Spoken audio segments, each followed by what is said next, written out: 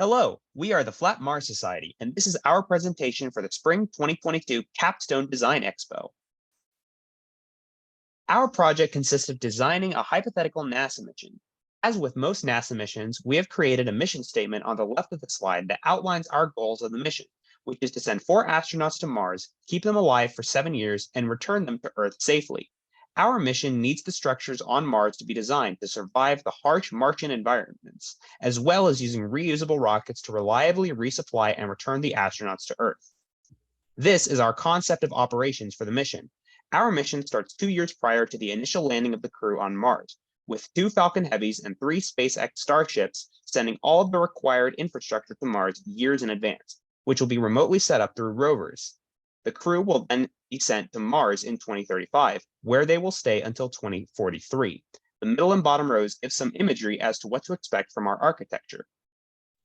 Our mission consists of a synthesis of 5 main systems: trajectory, base design, power and communications, life support, and thermal control.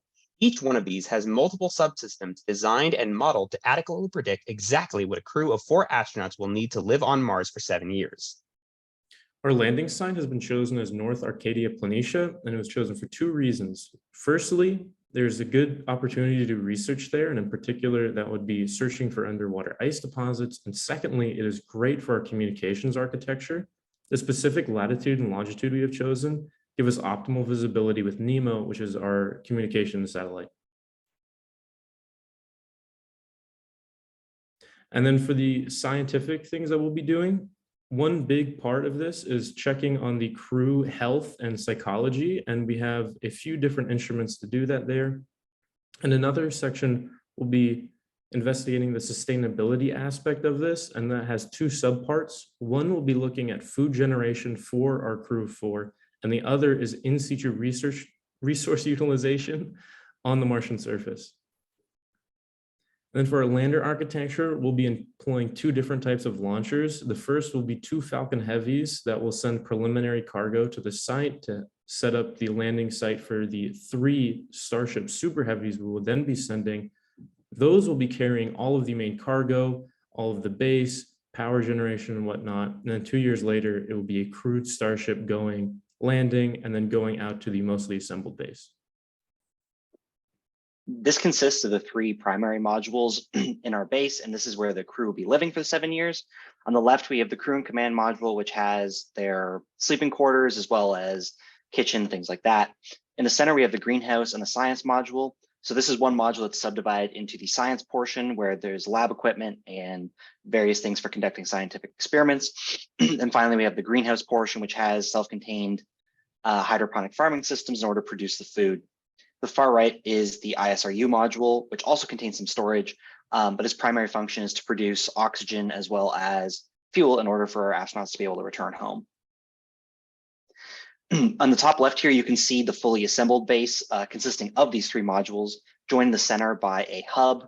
There are airlocks on each of the ends of the modules, and the entire base is surrounded by 58 kilopower reactors, which are the nuclear reactors we're using to power this mission for the 7 years.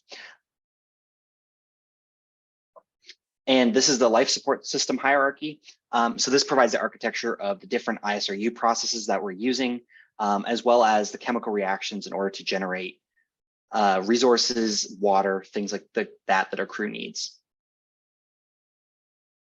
This is our communications infrastructure. Obviously, on a mission of this scale, it's vital that we have good communication uptime between Earth and Mars. So this kind of details how we do that.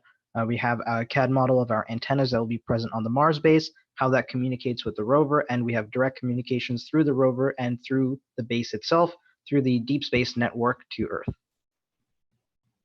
This is a cost and risk management assessment. So as you can see, the risk management matrix shows the risks of our mission. We have some risk mitigation strategies as well to reduce the likelihood of these and potentially mitigate the impact. On the left, you can see our total cost and a rough breakdown of the cost. We found our cost to be $95.3 billion, and we have about $27 billion in margin. So even if something goes over budget or we have some budget issues, we still have more than enough buffer to make sure that we can get this mission going under our total estimate. This is our business case. So there's a lot of groups who care, primarily NASA and SpaceX, who are our partners on this mission, but also a lot of people in academia and industry have a vested interest in seeing a mission like this succeed. And we believe our solution has a unique mix of feasibility and minimization of costs and risks, along with some innovative technology that truly would prove the efficacy of those technologies while still making sure this mission is a success and our astronauts come home safely. Thank you for your interest in the Flat March Society.